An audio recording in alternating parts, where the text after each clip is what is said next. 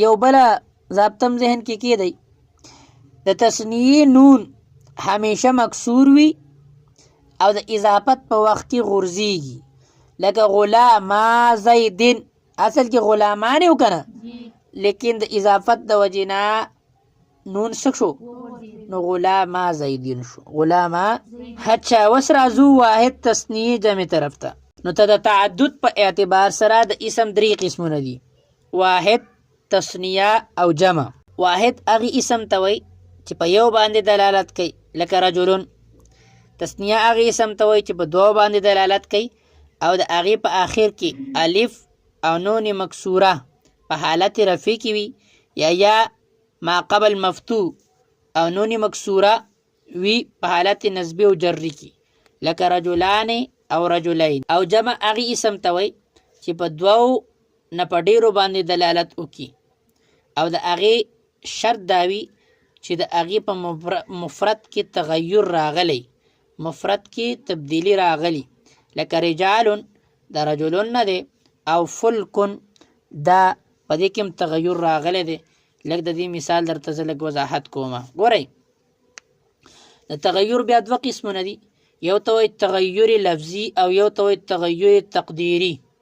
تغیر لفظي هغې تغیر او تبدیلی ته وایي چې په الفاظو کې موجود وي ښکاري، لکه رجلون د رجلون نه موږ جوړو رجالون، نو په الف کې په منځ کې الف راغلی که نه، لهذا تبدیلی پکې راغله ظاهري، نو دې ته وایي تغیر لفظي. او تغیر تقدیري هغې تغیر ته وایي چې په الفاظو کې موجود نه، یعنی واحد او جمع دواړه په شکل کې وي، فرق پکې صرف اعتباري وي. او د هغې قانون او قاعده دا ده چې د اسم دپاره دوه وزنونه مقرر کېدی شي.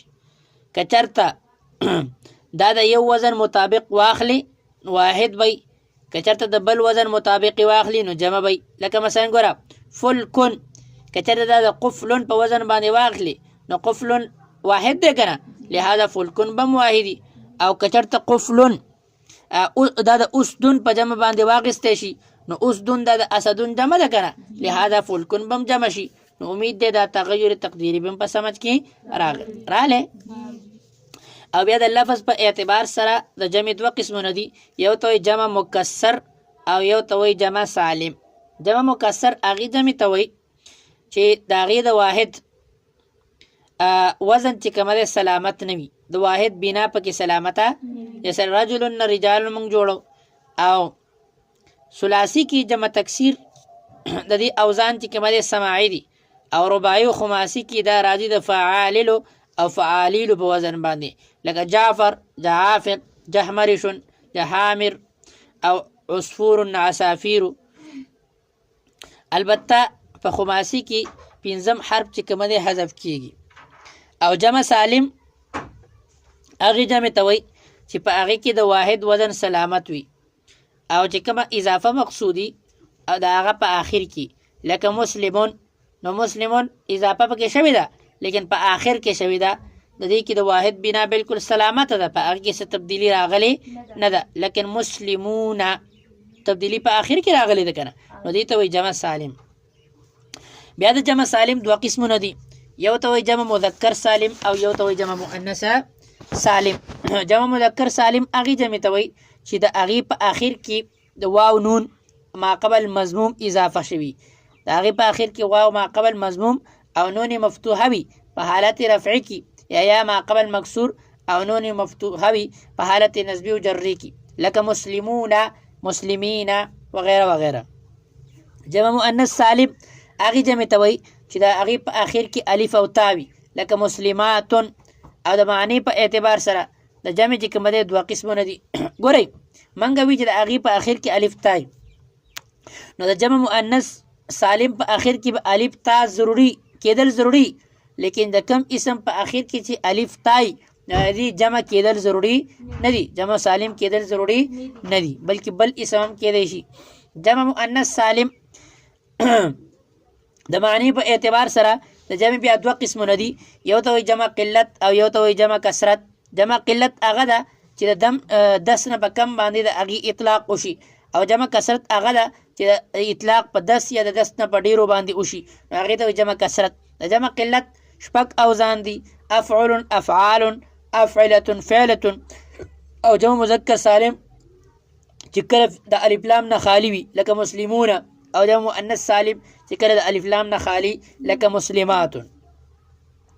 د دې چې نه علاوه نو ټول څومره جمع چې کوم دي هغه جمع کثرت په اوزانو باندې دي. ها البته کله نه کله دا د یو بل په ځای باندې استعمالیږي، واحد تثنیه جمع وغیره وغیره. اوس موږ راځو دا خو اختصار سره چې کومه دی د جمع قلت وغیره د جمع واحد تثنیه هغه اقسام شو. اوس راځو موږ د دې قاعدو او ضابطو طرف ته. نو ګوره د جمع جوړول تثنیه جوړول د هغې د هر څیز خپلې خپلې قاعدې او ضابطې دي. ابه جوړو څنګه، استعمال د هغې څنګه دی، طریقه د هغې څنګه ده، دا ټول ضابطې زده کول چې کومه دی ضروري دي. د ټول اولنۍ قاعده او ضابطه د واحد تثنیه جمع چې کله د دې پہچان دا دی چې کله یو کلمه مخې ته راشي نو په دې کې به غور او فکر کو. که چېرته د دې په آخر کې واو ما قبل مضمومي یا ما قبل مکسوري او نون مفتوحه وي نو دا به جمع مذکر سالمي. که چېرته الف او تاوي نو عام طور باندې به دا جمع مؤنث سالمي. که چېرته جمع قلت شي اوزانونه یو وزنو جمع قلت وي او مکسر به وي. که د دې نه علاوه وي نو د جمع په وزن باندې یو جمع وي نو جمع کثرت به وي او مکسر به وي. او د جمع کثرت یو څو اوزان مشهور اوزان دا دي: فعلتن، فعال، فعل، فعول، فعلاء، فعلان، فعال، فعول وغیره وغیره. نو دا چې کومه دی د جمع کثرت یو څو اوزان هم ستاسو مخې ته رالل. اوس مزید چې کومه دی د جمع قلت او جمع کثرت هغه ضوابط او قواعد. ګوره جمع تکسیر جدا قواعد دي، د جمع مؤنث سالم جدا قواعد دي، د جمع مذکر سالم جدا قواعد دي او تثنیه جدا قواعد دي. نو ټول نو مخکې راځو د تثنیه قاعدو ته. ګورئ د تثنیه دپاره درې شرطونه دي. اولنی شرط دا دی چې دا په دو باندې دلالت کوي. نمبر 2 د دې په آخر کې به الف یا ما قبل مفتوح او نون مکسوره وي. د دې په آخر کې به الف یا ما قبل مفتوح او نون مکسوره وي. او دویم دا دی چې د دې مادې نه به د دې مفرد موجودي. دقې مادې نه به د دې مفرد موجودي لکه رجلان. دا رجلان درې واړه شرطونه پکې دي، په دوه باندې دلالت کوي. آخر کې نون ما قبل الف موجود دی، نو لہذا او د دې مادې نه رجلون مفرد موجود دی که نه، لہذا دا د تثنیه شرط شو. که چېرته یو اسم په دو باندې دلالت کوي لیکن دا دوه آخري شرطونه پکې نه وي نو دې ته تثنیه نه وایي بلکې مشابه بالتثنیه یا ملحق بالتثنیه ورته وایي. لکه اثنان په دو باندې دلالت کوي لیکن د دې د مادې نه مفرد موجوده نشته. او دغه شان کلا او کلتا، نو کلا او کلتا کې په دو باندې دلالت کوي کلا او کلتا لیکن د دې په آخر کې نه نون شته نه ما قبل نون مکسور پکې نشته او د دې مادې نه دې مفرد موجوده نو دې ته وایي ملحق بالتثنیه. تثنیه به ورته نه وایو بلکې ملحق بالتثنیه. کله ناکله جمع چې کومه دی د جماعتین یا فرقتین یا نوعین په تعویل کې کوي نو د هغې تثنیه به بیا راوړی کېږي. لکه موږ جمالانې یا رماحانې یا بلادانې، نو دا ګوره دا د جماعتین یا فرقتین په معنا کې کړی دی. د دې وجې نه د دې چې کومه دی په الف نون سره د دې جمع راوړی شوې ده. یو بله قاعده او ضابطه هم ذهن کې کېدی، کله ناکله جمع دا د تثنیې په ځای کې هم استعمالیږي، خصوصا چې کله د تثنیې ضمیر طرف ته مضاف وي. مثلا ګورئ فقطعوا ایدیهما، نو فقطعوا ایدیهما قد صغت قلوبکما، نو قلوب دا خو جمع ده او کما دا څه شی دی تسنیه ده که نه، لیکن د دې اضافت شوی دی چونکې د دوو د دې څیز نه د بچ کېدو طرف نه چې د جمع طرف ته اضافت ونه شي، نو د جمع تسنیې طرف ته اضافت وشي، د دې وجې نه ضمیر د څه راوړ د تسنیې راوړ. پوه شوئ؟ که چېرته د اسم مقصور نه موږ تسنیه جوړو نو د دې ته به وګورو چې دا ثلاثي دی یا د ثلاثي نه سیوا دی. که ثلاثي وي نو بیا به وګورو د دې الف اصل کې واو یا یا وه، که واو که اصل کې واو نو دا به په واو سره بدلو. مثلا عسن، عسن کې اخر کې الف شته او د دې نه چې کله موږ تسنیه جوړو نو الف په دوباره په واو سره بدل کو او تسنیه جوړو نو عسوانې بشي. که چېرته په اصل کې یا وه نو دا په یا سره بدلو او تسنیه به دې جوړو. مثلا فتن اصل کې فتیون ته او نو بیا فتان شو، نو چې کله موږ تسنیه جوړو نو فتیانې به وایو.